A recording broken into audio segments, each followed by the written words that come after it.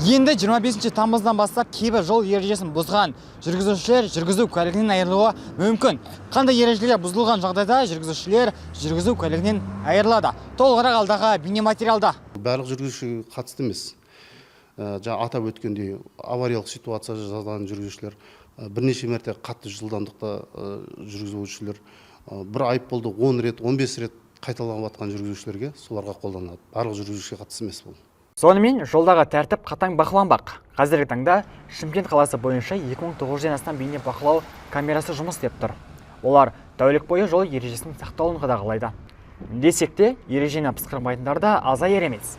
Үшінші мегаполисте бір ғана айдың өзінде 63 мыңнан астам құқық бұзушылық тіркелген.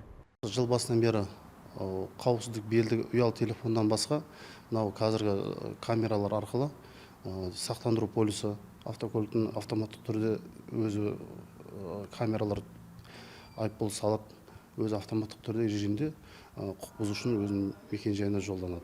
Және де техникалық байқауды өтпеуден, ол да автоматтық түрде қазір өткен. Технология дамыған сайын көп нәрсеге бей-жай қарап, жауапкершіліктен қашу немесе жалтару мүмкін емес. Цифрлы камералар арқылы көшелер мен ауладағы қауіпсіздік, жолдағы көлік қозғалысы тәулік бойы жіті бақыланады. Сондықтан тәртіп бұзушылықтан аулақ болып, жол қозғалысына жауапкершілікпен қарау маңызды. Саят Айдосұлы, Руслан Насиров, Олжас Құдайбергенов, Әділет телеарнасының жаңалықтар бөлімі.